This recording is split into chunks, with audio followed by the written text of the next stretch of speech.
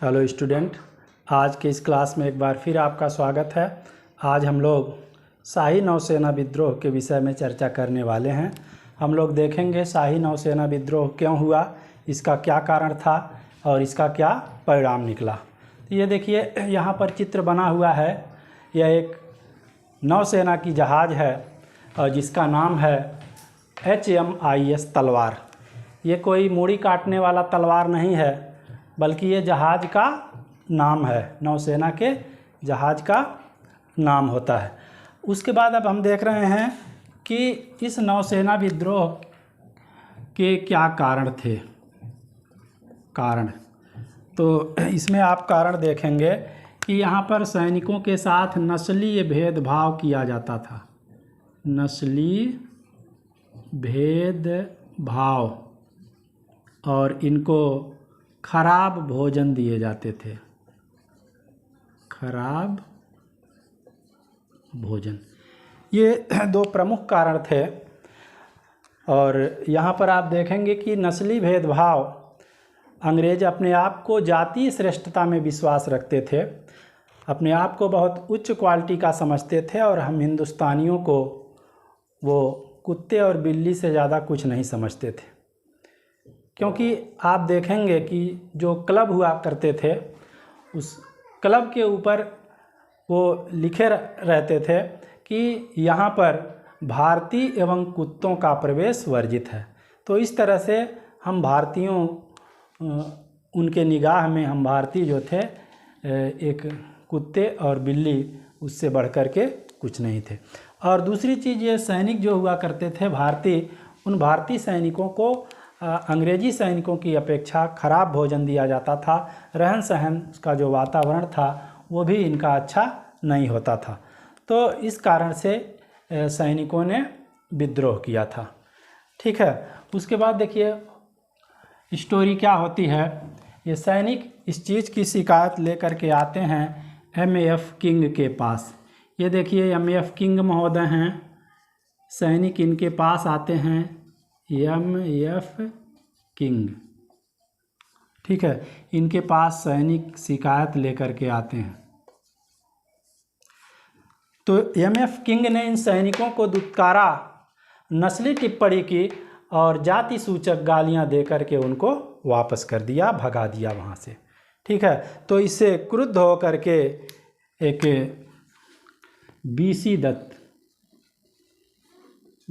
Dutt radio operator हुआ करते थे। इन्होंने इस जहाज़ के दीवारों पर लिख दिया, अंग्रेज़ों भारत छोड़ो।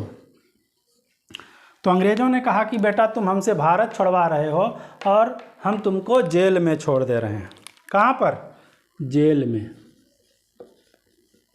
BC दत्त को जेल में अंग्रेज़ों ने बंद कर दिया। अब देखिएगा, इसके विरोध में 18 फरवरी 1946 को हड़ताल होता है। उस हड़ताल में मजदूर भाग लेते हैं, स्टूडेंट भाग लेते हैं। और क्या होता है इसके बाद देखिएगा, ये जो यूनियन जैक, इस जहाज़ के ऊपर जो अंग्रेजी झंडा यूनियन जैक लगा हुआ था, उसको सिपाहियों ने, सैनिकों ने नोच नाच करके बहा दिया, उखाड़ करके फेंक दिए। और उसकी जगह पर ये 3 झंडे, लाल, हरा और तिरंगा, ये 3 पार्टियों के 3 झंडे लगाए गए। तिरंगा झंडा देखिएगा, ये कांग्रेस का था, कांग्रेस। हरा झंडा मुस्लिम लीग, और ये लाल झंडा कम्युनिस्ट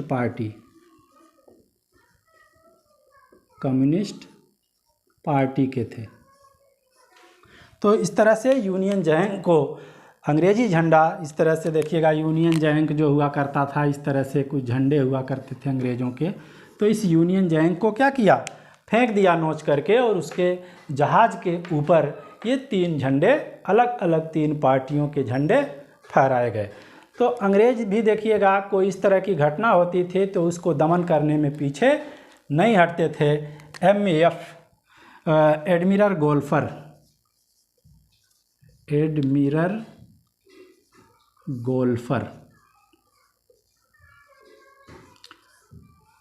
एडमिरल गोल्फर ने धमकी दी नौसेना को कि अगर आप लोग बाज नहीं आते हो तो हम नौसेना को ही निस्तो नाबूद कर देंगे, एक एक लोगों को खड़ा करके हम गोली से भुनवा देंगे। तो स्थिति की भयावहता को देखते हुए ये कांग्रेस पार्टी और मुस्लिम लीग, इन सारी पार्टियों ने इस चीज़ को गंभीरता से लिया। और आप देखे हैं कि सविनय अवज्ञा आंदोलन में जब पेशावर की जो घटना हुई थी, जहां पर चंद्र सिंह गढ़वाली ने निहत्थे प्रदर्शनकारियों पर गोली चलाने से इनकार कर दिया था, तो उनको अंग्रेज़ों ने पकड़कर यानी कोर्ट मार्शल किया और उनको आजीवन कारावास की सज़ा मिली। तो इस तरह की यहाँ पर कोई घटना न होने पाए, तो इसके लिए कांग्रेस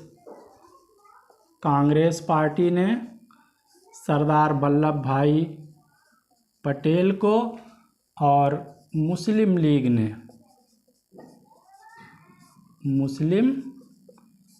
ने मोहम्मद अली जिन्ना को आगे किया कि आप लोग जाइए और इस मैटर में हस्तक्षेप करके सैनिकों को किसी तरह से मना करके, समझा करके आत्मसमर्पण करवा दें।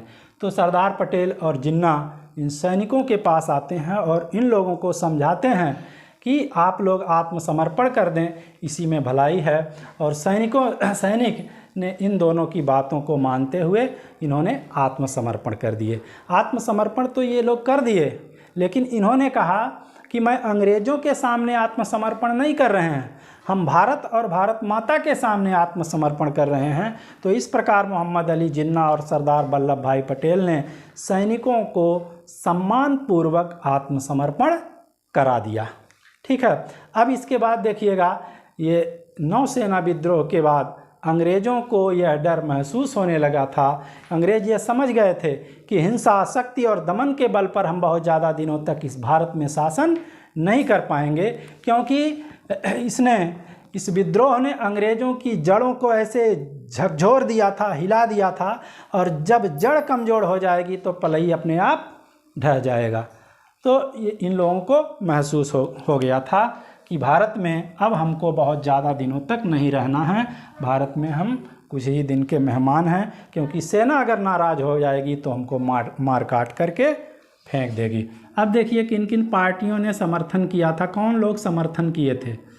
ठीक है, तो इनके समर्थन में देखिएगा मजदूर थे, उतरे थे, और विद्यार्थी ये लोग भी स्कूल कॉलेज को छोड़ करके भाग लिए थे इन लोगों के समर्थन में।